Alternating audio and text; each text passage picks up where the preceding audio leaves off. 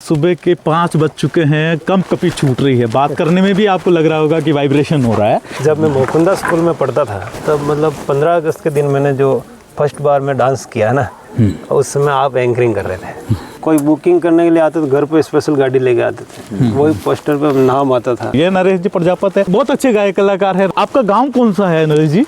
मेरा सर रूपपुरा। और पंचायत कौन सी होती है आपकी? हमारे गौड़िया पंचायत और सांगड़ा तहसील। अपनी तहसील एक ही है। लादू भाई जिंगपुरा की डेथ हो गई।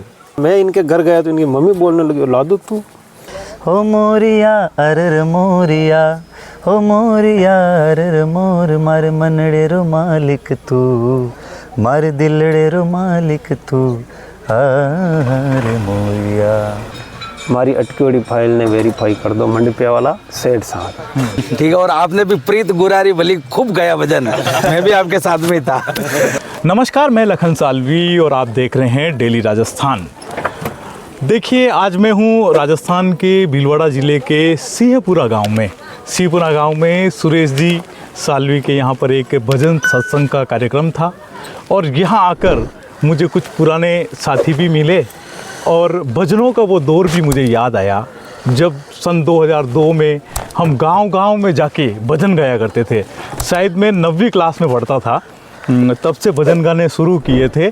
तो सुनील जीनगर, ये गणेश जी लोहार, हम मिल के लोग हमें कॉल करते थे, भजन गाने के लिए बुलाते थे। तो दिन में पढ़ना और रात में दूर जाना बाइक से, कभी साइकिल से, और भजन गा के फिर पूरी रात भजन गाना, सुबह वापस स्कूल भी जाना।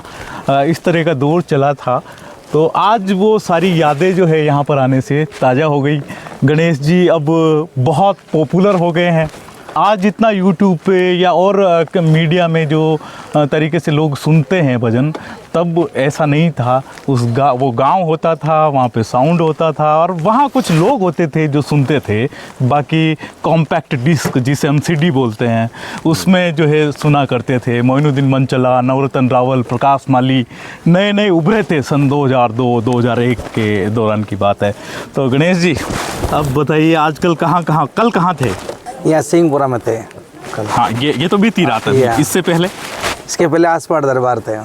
उससे पहले मतलब इसी महीने के जो ये 16 दिन है, हाँ। मतलब आज 16 तारीख थी, है ना? अभी आज सुबह होने वाली है, 17 तारीख हो गई रात को 12 बजे में। तो इन 16 दिनों का मोटा मोटी थोड़ा सा मतलब कहाँ गए अभी पिछले दिनों में? अभी गंगापुर था कार्यक्रम, उसके बाद में आसपास था और कल रात्रि का यहाँ सिंहपुरा में था।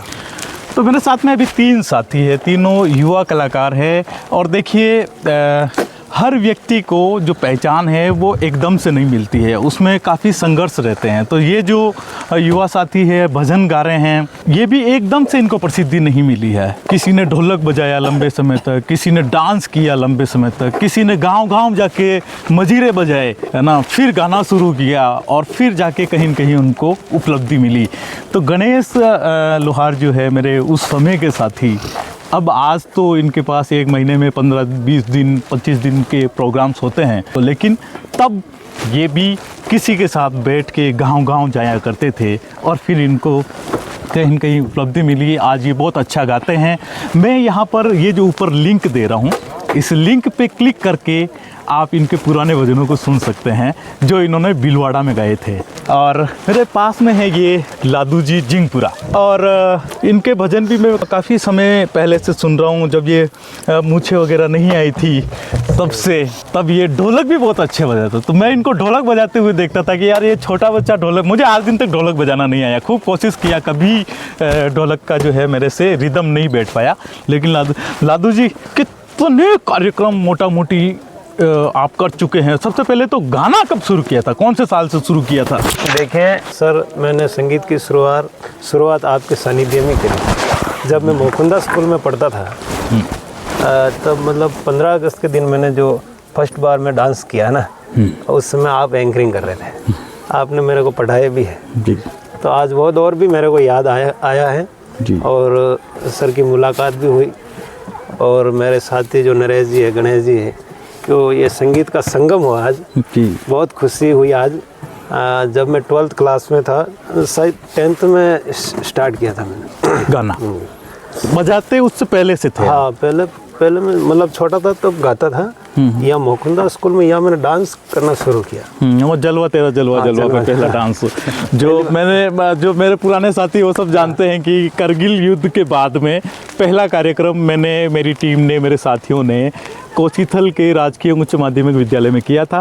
फिर जगह जगह पर वो कार्यक्रम किया जाने लगा और उसी कार्यक्रम को मैंने, जब बाद में मैं कंप्यूटर इंस्ट्रक्टर बना और मैं मोकुंदा हाई सेकेंडरी स्कूल में पढ़ाता था, तब लादू जी भी जो है वहाँ पे स्टूडेंट थे और मैंने इनको भी हमारी टीम में लिया और फिर इन्होंने डांस किया था। लेकिन मुझे लगता है उससे पहले भी आप बजाने का काम तो करते थे, ढोलक वगैरह बजाते थे? शुरू से मतलब ढोलक भी बजाता था, लेकिन यहाँ आने के बाद में नया प्लेटफॉर्म मिला मेरे को डांस का। डांस कर उसमें जो राम स्वरूप जी थे, उसमें वो डांस का जो बहुत अच्छा परचम चल रहा था जी, वहाँ शुरू किया। तो नवरात्रि का आने वाला था समय, यहाँ जयमंत माता के यहाँ विशाल मेला लगता है। उस भक्ति संध्या में मेरे को आपने और मोकुंदा से सपोर्ट दिला के मेरा यहाँ नंबर आ गया। यहाँ से मेरी मतलब स्टार्टिंग हुई, अच्छी रही परफॉर्मेंस। उसके बाद फिर डांस का ये पहल ख़त्म हो गया, फिर मैंने ढोलक बजाना शुरू किया। गर्ल्स बन के डांस करते थे आप, या शुरुआत में इसी में रहे, या शुरुआत से ही आपने गर्ल्स बन के डांस किया था? नहीं, मतलब डांस स्टार्टिंग गर्ल्स बन के ही की थी। राम स्वरूप जी, हाँ, उस समय मतलब ये लाइव चैनल भी नहीं था, फोन वगैरह इतना सोशल मीडिया का दौर था ही ना।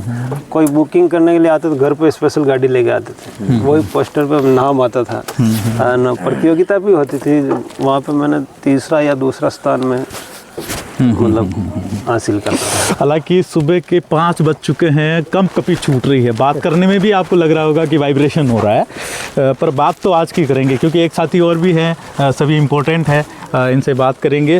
तो आपने गाना फिर पहला गाना भजन जो है वो कहाँ गया? उसके बाद क्या, जैसे नरेश भैया है, मैं रिदम बजाता था और ये भी छोटे थे, ठीक है, तो मैं बजाता था, गाता भी था, गाना भी धीरे धीरे स्टार्ट कर दिया। इन्होंने क्या ऑर्गन लाए थे, ये 3 मतलब 403 जहाँ मेरा जो डांस का प्रोग्राम होता था इनका आसपास, ये क्या इनके गांव वाले इनको मतलब मैं बीच में रोकूंगा। देखिए, ये दोनों क्या होता है कि जब 2 लोगों ने बचपन से साथ में काम किया होता है ना, तब बातें कहीं न कहीं जुड़ जाती है। मैं इनसे पूछ रहा हूँ कब गाना शुरू किया, कब बजाना शुरू किया, ये बीच में नरेश जी को ले आ रहे हैं। तो मैं पहले नरेश जी का परिचय, ये नरेश जी प्रजापत है और आपका गांव नरेश बहुत अच्छे गायक कलाकार है राजस्थान भर में, खास तौर पे मेवाड़ भर में। तो मैं गोकुंदा रहता हूँ आजकल, ये गोकुंदा के इर्द गिर्द गाँव में भी आते रहते हैं, है ना। तो ये बस पहचाने जाते हैं शक्ल से, गाने से तो है ही, लेकिन यही लंबे बाल, भगवत सुथार भी उधर आते रहते हैं और ये भी वहाँ पर आते रहते हैं। मैं पोस्टर्स में आपको देखा करता हूँ। आपका गांव कौन सा है नरेश जी? मेरा सर रूपपुरा, भिलवाड़ा जिले का लास्ट बॉर्डर पे गांव है।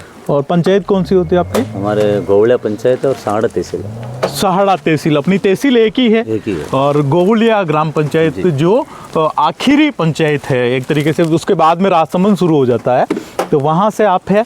और आपका जो आपके दोनों के गांव के बीच में दूरी कितनी है? तकरीबन 10 या 12 किलोमीटर से। हाँ, तो 10-12 किलोमीटर की इनके बीच में, गांव के बीच में दूरी है। फिर आप दोनों की मुलाकात कब हुई और पहला प्रोग्राम कहाँ कैसे रहा? थोड़ा पुरानी बात को याद करके बताइए। उनका प्रोग्राम नहीं हुआ था सर साथ में। ये तकरीबन ये बात है 2002 या 3 की होगी शायद, अप्रोक्स 3। तो ये लापशा आए थे जब ये मतलब लड़के बन के डांस करते थे। तो मैं तो क्या है ना कि संगीत का इतना कुछ नॉलेज नहीं था, लेकिन उमंग थी परमात्मा की, न जाने क्या कृपा रही मेरे पे, जो बचपन से ही गाता था मैं। लेकिन मंच नहीं मिला और कहीं इतने सारे लोगों की भीड़ में मैंने कभी गाया नहीं। तो हमारे गांव के क्या लड़के सब संगीत प्रेमी थे, तो आसपास कहीं बाइक मिल जाती तो बाइक पे चले जाते, या पैदल ही चले जाते, या कोई साइकिल, मतलब संसाधन नहीं थे इतने। तो आसपास मैं सुनता है कि भाई लादू जी आ रहे, तो मैं इनको देखने जाता था। ओके, कितनी बार मैं पैदल गया इनको देखने, इनका डांस देखने। फिर धीरे धीरे हौसला बढ़ा। तो हमारे गांव में एक ठाकुर जी का स्थान है, 4 बजे जी का, तो वहाँ पे हर अमावस्या भजन संध्या होती थी। तो 2-3 अमावस्या तो क्या मुझे वहाँ जाने में लग गया कि मैं कब गाऊंगा। मतलब जैसे टोली होती है ना, गोल गोल, तो नए गाने वाले पीछे बैठते हैं, बिल्कुल। कोई मजीरा बजा रहा है तो जैसे कोई संगीत से रिलेटेड कोई मजीरा बजा रहा है तो वो भी आगे बैठा है, मतलब जो वो कॉर्नर वाली जो आगे वाली जो लाइन होती है वो सब वहाँ तक नंबर आने में मेरे को 3 या 4 अमावस्या निकल गई। तो फिर धीरे धीरे क्या पता ठाकुर जी की इच्छा थी, तो एक आदमी ने मेरे गांव के दिनेश जी है नाथ संप्रदाय से, तो उन्होंने मेरा बहुत सपोर्ट किया था। जैसे कोई भी मंच होता तो वो मेरे को मतलब ज़बरदस्ती यूँ भिड़वा देते। तो उन्होंने क्या कि मुझे नहीं गाएगा भजन एक, तो पहला भजन मैंने वहीं गाया मेरे गांव में। ओके। फिर कभी कभी इनको देखने जाते थे। फिर हमारा क्या है ना कि लगभग 5, 6 या 7 साल हम मिले ही नहीं, और किसी ने अफवाह भी फैला दी कि यार लादू भाई जिंगपुरा की डेथ हो गई। मतलब मैंने सुना है कुछ दिनों के बाद में मैं इनके घर गया तो इनकी मम्मी बोलने लगी, लादू तू मैं जिंदा हूँ अभी तो। अच्छा। मतलब ये 20-22 साल पुरानी बात बता रहा हूँ मैं, लगभग 20-22 साल। फिर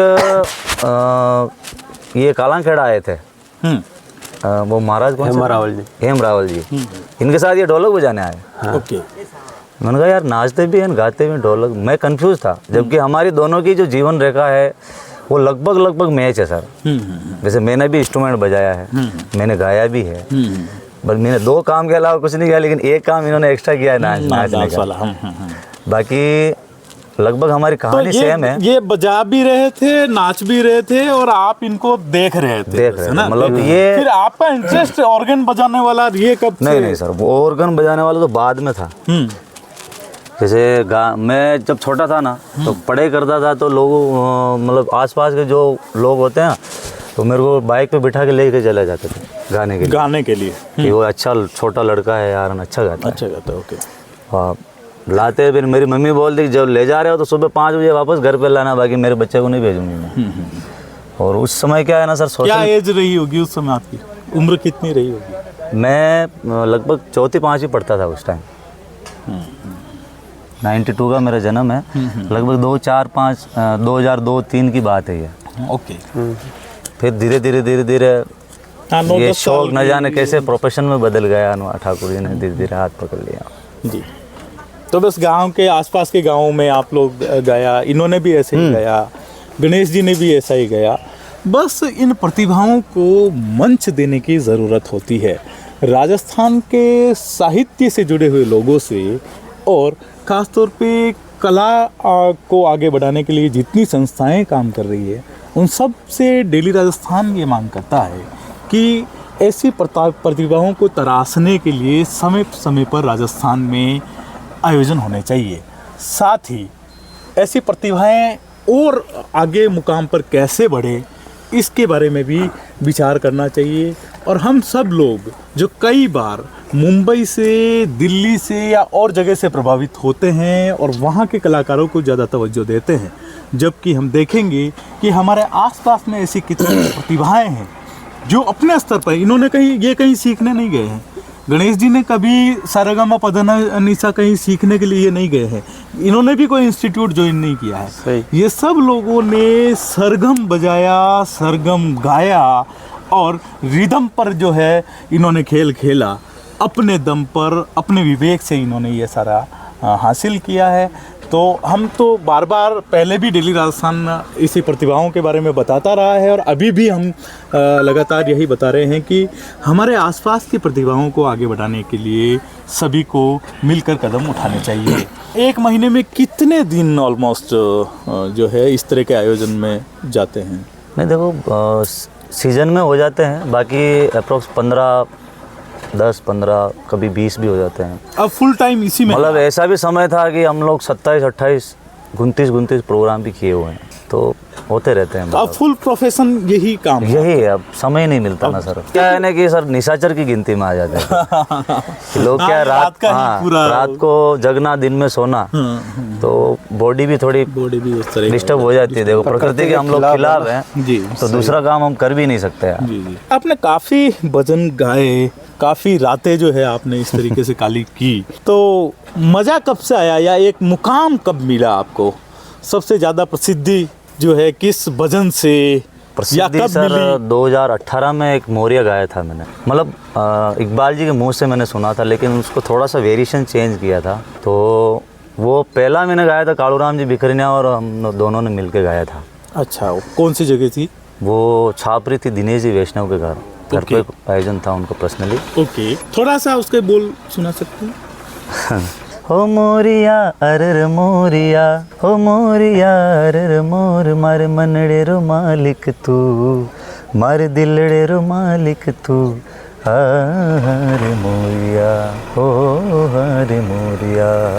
तो वो जैसे वायरल हुआ और उसके लगभग 10 या 15 दिन बाद में फिर मैं शायद आना गया था, 15 या ऐसा कुछ महीना भर, मुझे कंफर्म याद नहीं है। तो एक ही रात मेरे 2 कार्यक्रम थे, और 2 क्या है कि एक राजसमंद के पास में एक गांव था भैरू जी का, वहाँ पे एक भजन उसी रात को हिट हुआ था, और वही फिर मैंने ये मोरिया वहाँ आशा जी के वहाँ गया था। तो वहाँ पे क्या है कि इत्तेफाक से सारे कलाकार मंच पे थे, प्रकाश जी माली, शायद मोहनुद्दीन जी नहीं थे, गजेंद्र जी राव, मतलब मेवाड़ मारवाड़ के सब दिग्गज कलाकार वहाँ थे, और उन कलाकारों का सबसे ज़्यादा प्यार मुझे उस दिन मिला था। मतलब मेरे जीवन का बहुत बड़ा दिन था। आपने एक शब्द यूज किया वायरल, तो सोशल मीडिया जब नहीं था, आप जब शुरू कर रहे थे भजन गाना या वो सब, तब सोशल मीडिया उतना नहीं था, इंटरनेट से अपना इतना वास्ता नहीं था, और तब का संघर्ष कितना रहा, कितनी उस समय कितनी स्ट्रेंथ मिली, और सोशल मीडिया के आने के बाद में कितनी आपको स्ट्रेंथ मिली? देखो, सोशल मीडिया एक ऐसा प्लेटफॉर्म है ना, हर आदमी हर व्यक्ति से जुड़ा हुआ है अभी। जैसे आजकल क्या है ना, सोशल मीडिया पर हर कोई फेमस हो जाता है,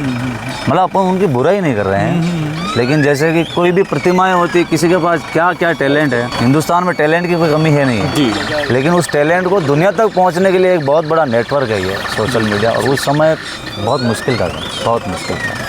कौन से 2 या 3 भजन जिनसे आपको बहुत ज़्यादा, एक तो आपने जैसा मोरिया बताया है, इसके अलावा अभी लेटेस्ट के पिछले 4-5 सालों में जब मोबाइल और इंटरनेट घर घर तक पहुंच चुका है, इस दौर में कौन से ऐसे 2 भजन रहे हैं जिनकी वजह से आपको बहुत अच्छा मुकाम हासिल हुआ? देखो, राजस्थान में अलग अलग शैलियाँ हैं गाने की, और जितने प्रकार की सोच है ना लोगों की, उतना ही प्रकार का संगीत भी है। जैसे एक भजन था गाड़ी मारी सीधी रूणी जा जाई, वो 5 साल पहले रामदेव जी महाराज का भजन था, वो भी अच्छा, लोगों का खूब प्यार मिला। उसके बाद में सांवरिया सेठ दे दे, इसको भी काफ़ी प्यार दिया लोगों ने।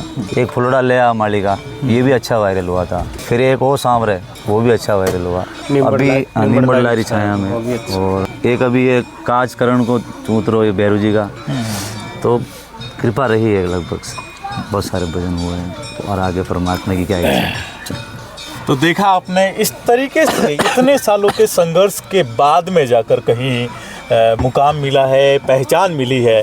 लादू जी, गाने में कौन से ऐसे भजन थे जिनसे लादू जी जो है वो जो छवि, डांसर वाली छवि थी, वो बदली और एक सिंगर के रूप में आप अपीयर हुए लोगों के सामने, वो कब की बात है? सर क्या है कि मेरा जो जीवन काल है ना, 35 वर्ष का मतलब आयु हो चुकी है, मतलब कई घटकों में मतलब मैं गुजार के यहाँ तक पहुँचा हूँ। प्रत्यक्षदर्शी आप हो, काफ़ी संघर्ष भरा जीवन रहा है। मैं क्या अगर 2018 से मैं मतलब शिक्षा जगत में वापस, हम लोग कहते हैं इसमें कुछ नहीं है, मतलब ये बढ़तियाँ बहुत निकलती है, आप ऐसा करो कोचिंग करके सिलेक्ट हो जाओ। तो मैं 2018 में मतलब कोचिंग ज्वाइन कर ली। 4-5 साल तक मैंने इसमें अच्छे अंक भी मिलते थे, लेकिन कट ऑफ की वजह से मैं बार बार रह जाता। फिर मैंने क्या, मतलब जीवन कहाँ से कहाँ स्टॉप करता है वो पता नहीं चलता, कहाँ ले जाता है उसकी मर्जी क्या है। तो वापस बढ़ती ही नहीं आई, मतलब होपलेस भी हो चुका, अब कुछ नहीं। मैं मतलब जीवन में क्या रास्ते दिख रहे थे इनको, मैं इस रास्ते जाऊँगा, इस रास्ते जाऊँगा। जब मिलते थे ना हम, तो मतलब यही मैं निराश था, मतलब ये मतलब वो डाटस बंधाने का काम होता है, अरे कुछ नहीं हो जाएगा, ऐसा ऐसा है ना, ऐसे करते करते मतलब यहाँ तक पहुँच गया। अचानक क्या, मैं मतलब स्टूडियो में एक लाइन मेरे को याद आई, सांवरिया सेठ का भजन था, हमारी अटकी हुई फाइल ने वेरीफाई कर दो, मंडपिया वाला सेठ साहब। तो मैंने अचानक वर्ड मेरे को अच्छे लगे, मैंने मतलब सांवरिया सेठ के प्रति मेरी जो भावना थी, इनको मैं मतलब अंदरूनी भावना से व्यक्त किया मैंने, ठीक है, मतलब मेरे भाव समाहित है इसमें जी। तो हकीकत में वो सांवरिया सेठ ने मेरी जो सुन ली है, लोगों का प्यार भी मिला। मेरे जीवन में ये पहला जो सॉन्ग है ना, तो मेरे को यहाँ ला के अच्छी जगह मेरे को, मतलब मेरे को किस लाइन में जाना है वो राह मेरे को अब मिली। चलो हम अच्छी जगह अब आए, मतलब पूर्णतः विश्वास हो तो गया। अब आपको इतने हो गया साल- कि अब इसी ट्रैक पे चलना है। हाँ, अब इधर उधर अब मतलब हाँ बिल्कुल क्लियर। इतने दिन रास्ते ज़्यादा थे, मैं भी मतलब ऐसा चौराहे पे खड़ा था, किधर जाऊँ यार, किधर जाऊँ तो भी लोग हंसते हैं, इधर जाऊँ तो मतलब इनके साथ में रहता था तो मेरे को शर्मिंदा मिल गया, लोग मेरे को मतलब ये कान साथ में रहना, मतलब मैंने संघर्ष में हिम्मत नहीं आ रहा, मैंने सोचा प्रतिभा है हमारे में तो कभी न कभी तो मतलब विश्वास अटूट था। देखो काबिल व्यक्ति होता है उसकी भगवान परीक्षा लेता है, तो जीवन में लोगों को नेगेटिव तो होना ही नहीं चाहिए। अब देखिए ये सब अलग अलग, इन्होंने तो बीएड भी की है, बताया है। आपने पढ़ाई कहाँ तक की फिर? मैंने सर फर्स्ट ईयर आधी करके छोड़ दी मैंने, फिर टाइम ही नहीं मिलता। क्योंकि मैंने पढ़ने क्या का है time ना, नहीं मिलता ना फिर। मैंने इनसे सीख लिया था।